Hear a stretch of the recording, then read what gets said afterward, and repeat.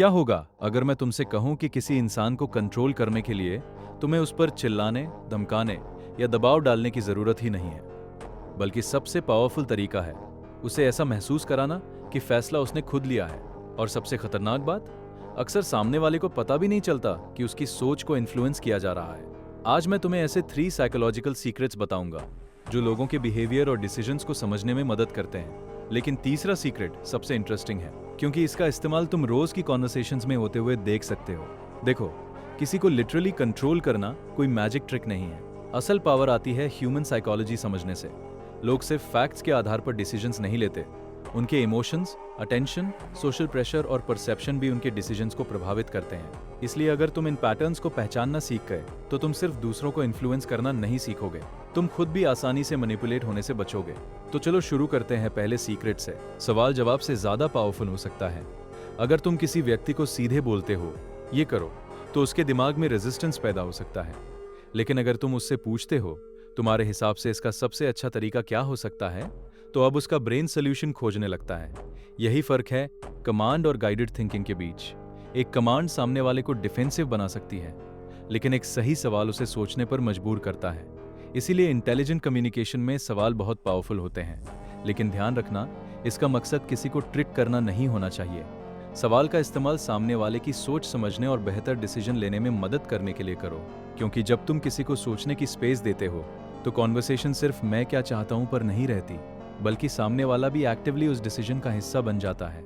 और अब आता है दूसरा सीक्रेट, अटेंशन ही असली करेंसी है। तुम्हें लगता है कि लोग तुम्हारी हर बात सुन रहे हैं? एक्चुअली ऐसा नहीं है। ह्यूमन अटेंशन लिमिटेड होती है। जिस चीज पर हमारा अटेंशन जाता है, वही चीज हमारे दिमाग में ज्यादा इंपॉर्टेंट महसूस होने लगती है। इसलिए अगर कोई व्यक्ति लगातार नोटिफिकेशंस, डिस्ट्रैक्शंस और रैंडम इंफॉर्मेशन के बीच है, तो उसकी डिसीजन मेकिंग भी प्रभावित हो सकती है। यही वजह है कि कम्युनिकेशन में टाइमिंग और अटेंशन इतनी इंपॉर्टेंट होती है। अगर तुम्हें कोई सीरियस बात करनी है, तो उसे उस समय मत बोलो जब सामने वाला डिस्ट्रैक्टेड हो। पहले उसका अटेंशन लो, फिर अपनी बात क्लियर रखो। और यही प्रिंसिपल तुम्हें मैनिपुलेशन से बचने में भी मदद करता है। अगर कोई अचानक तुम्हें इमोशनल प्रेशर में डिसीजन लेने के लिए मजबूर कर रहा है, तो एक स्टेप पीछे हटो। खुद से पूछो, क्या मैं ये फैसला शांत दिमाग से ले रहा हूँ? क्योंकि शायद कोई तुम्हारी अटेंशन और इमोशन दोनों को इन्फ्लुएंस करने की कोशिश कर रहा हो। सीक्रेट 3, लोग हमेशा रियलिटी पर नहीं, परसेप्शन पर रिएक्ट करते हैं। मान लो 2 लोग तुम्हें एक ही बात बताते हैं। पहला कहता है ये एक प्रॉब्लम है, दूसरा कहता है ये एक चैलेंज है जिसे सॉल्व किया जा सकता है। सिचुएशन वही है, लेकिन तुम्हारा ब्रेन दोनों स्टेटमेंट्स को अलग तरीके से प्रोसेस करेगा। इसे सिंपल लैंग्वेज में फ्रेमिंग कह सकते हैं।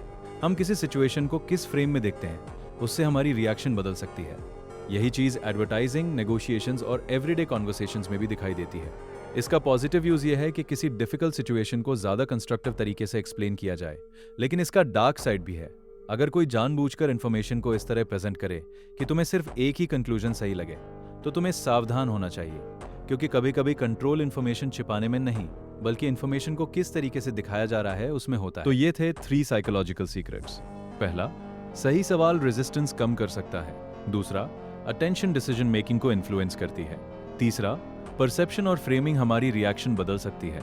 लेकिन याद रखो, सबसे पावरफुल इंसान वो नहीं जो दूसरों को कंट्रोल करता है। सबसे पावरफुल इंसान वो है जो अपनी सोच, इमोशंस और डिसीजंस पर खुद कंट्रोल रखता है। क्योंकि साइकोलॉजी को समझने का असली फायदा दूसरों को मैनिपुलेट करना नहीं है।